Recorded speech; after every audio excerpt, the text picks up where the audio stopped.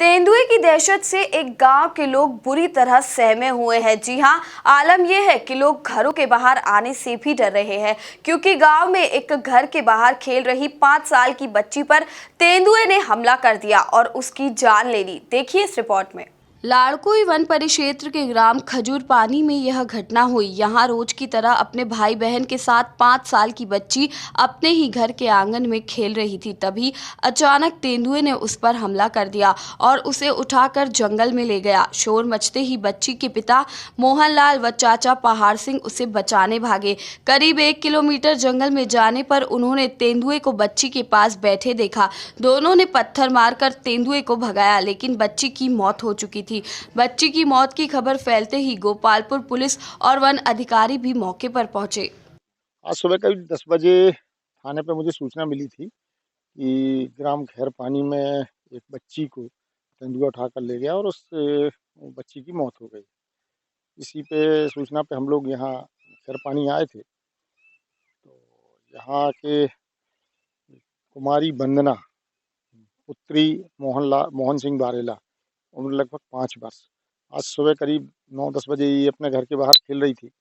घर के उसके मम्मी पापा लोग दूसरी जगह रसोई में गए थे और जंगल से लगा हुआ उसका घर है। वहीं जंगल से एक तेंदुआ निकल के आया और उस बच्ची को पकड़ के ले गया।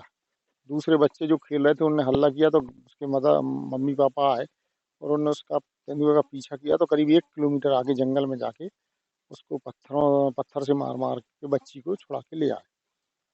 पुलिस ने मर्ग कायम किया है। पंचनामा कार्रवाई के बाद शव को पोस्टमार्टम के लिए भेज दिया गया है।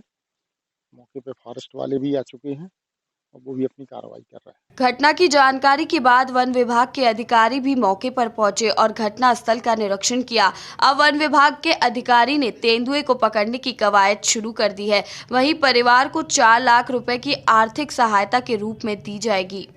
हाँ, ये अपने सीहोर जिले का लाड़कुई परिक्षेत्र है हमारा। वहाँ का खजूर पानी बीट है और गांव डोंगला पानी उसका एक पारा है या मोहल्ला है, खेर पानी बोलते हैं।